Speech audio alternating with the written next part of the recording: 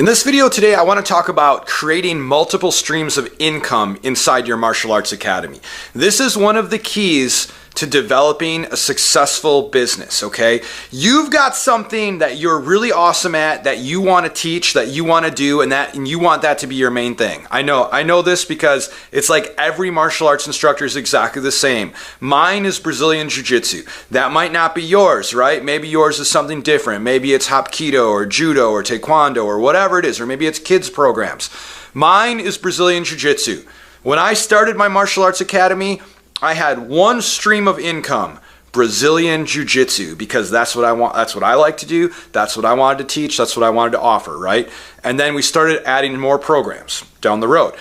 So this is a big mistake, you guys. If you're in business because you have a martial art that you like, maybe you like mixed martial arts and you want to be a fighter, so you open up a martial arts academy and then you get a couple of guys to train with you because you guys all want to be fighters, get out right now. This is a big mistake, and don't buy my program either, because it's not going to help you. Like, I can't save you at that point, right? Like, you're in it for the wrong reasons, you know?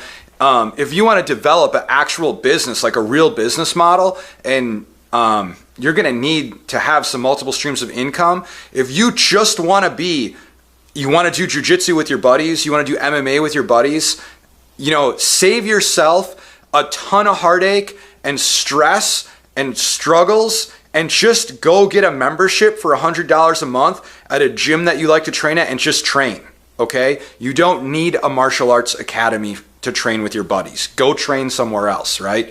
But if you want a professional martial arts academy, continue listening, all right? So multiple streams of income.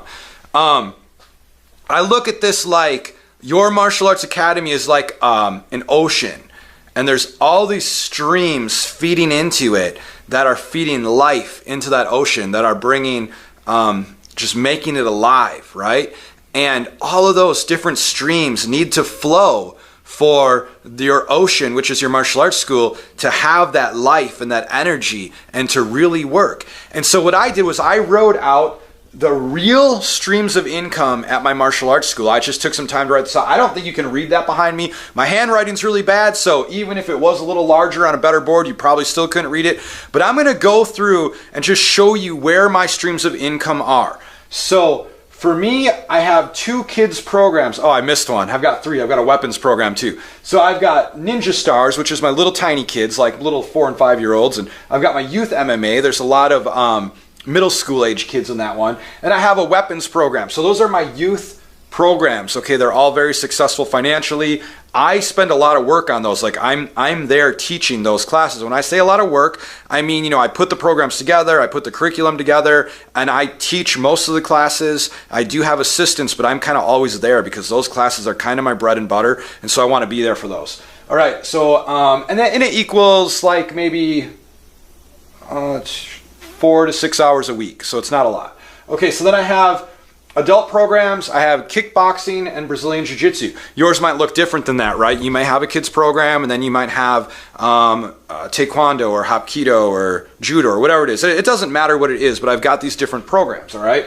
And so both these programs are separate. They both make me separate incomes, and those are the ones I really love to teach, right? So I like to be there for those. Now I also have a fitness program, and the fitness program, we are trying to add a certification program to that, so I kind of have, that isn't completed yet, but I'm working on that right now. My fitness program, I put a little asterisk next to it to remind myself that I spend 0 hours a month on my fitness program. 0.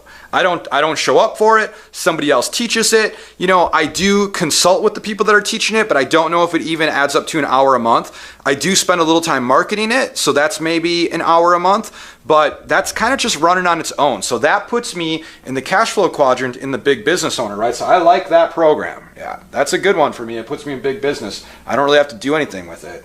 I am trying to add a certification program to it, so that would be a little bit of work. And going up to these other martial art programs, another stream of income is belt promotions. And so I have 1, 2, 3, 4, 5. If I was to say my weapons program, I have 5 different classes, and all 5 funnel into a belt promotion also. And we talk about belt promotions and belt graduations in some of our other videos, but those are all sources of income.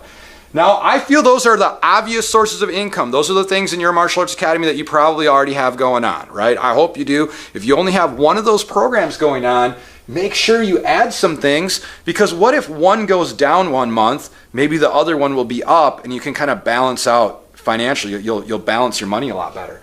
And it's not that much work. Those are all things that don't take much work. Okay, so another thing you can do to add residual income is a pro shop. A pro shop takes very little work.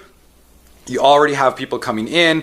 The hard part for me with a pro shop is that, you know, people can purchase stuff online. They can do Amazon, things like that. So you could make an online site. I haven't done this yet, but it is advice that I've given some school owners. Another thing is you kind of need some money to put into your pro shop to make it look nice. And then it almost feels like every time you sell something, you're just buying more stuff for the pro shop. And unless it's like the holiday season, you don't really get ahead a lot, but it can be some extra income for you without a whole lot of work. Okay, so we do a home-based business called Advocare. It's a nutritional company. There are quite a few nutritional companies out there, so I'm not trying to sell you on Advocare right now. I'm just trying to say that like that's what we chose, and there's quite a few of them out there. So maybe if there's one, like you know somebody that's selling something and in your area there's something that's working good, you can do that. For us, Advocare, I work 1 hour a month. And we have had months where it has almost like exceeded what I've made in the martial arts academy. Then I've had months where it's been way down, where my other programs were up. But it's like super residual income for us because we already have people coming into our martial arts school that want to purchase nutrition products. They want to get in shape, so it's kind of very easy. And if you're going to choose something like that, like a home-based business type thing, you know, don't scare your students away and be like super sales on them and try to get them to sell a bunch of stuff, because there's plenty of money to be made right in your martial arts academy. So you're not going to scare your students away, but just offer them something that they want anyways. Just bring some value to them. And another thing is that what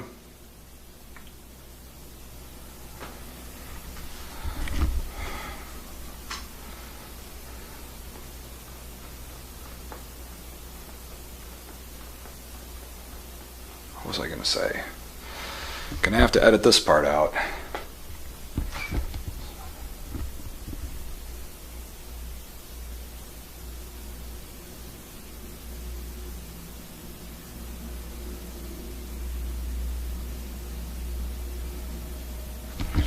So another thing with Advocare, the program that we chose to go with, is that you find like times a year where it's like really big, like New Year's, springtime, where people are really looking to get in shape, and then we'll sell a lot of that. And that's a residual thing, because even if people leave our martial arts academy, they have an online store where they can purchase and it tracks back to us. So I have people that have been at my martial arts school and then left for whatever reason, college, or they got a new job, but they still place orders. And so we still make some kickback off of that. And that residual income is really big for us. So that's been a good thing. Now, some other things. Oh, and then what I want to say is if you pick something like a home-based business type opportunity to sell in your martial arts school, make sure it has synergy with your school. I had somebody turn me down so hard on Advocare once, and I wasn't pushy. I just kind of mentioned it, and they didn't want to do that, but they chose to do like some home-based candle business,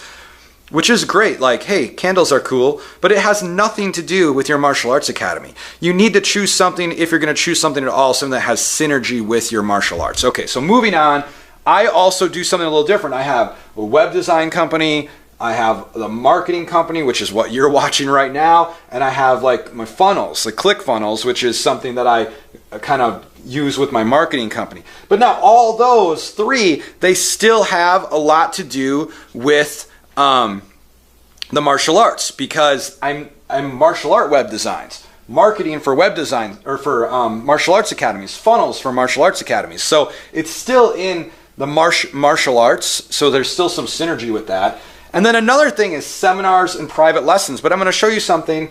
I'm no longer doing private lessons. It's just, man, they got to pay me like $150 an hour, $200 an hour for a private lesson. And even that isn't really worth it for me to come all the way down here and spend an extra hour with somebody for a private lesson, when I could just sign them up for my monthly program, and they can come in, they can pay that much a month, and I don't have to spend more of my time. So the private lessons, we got to get away from that. Whoever came up with the idea of doing like a private lesson or a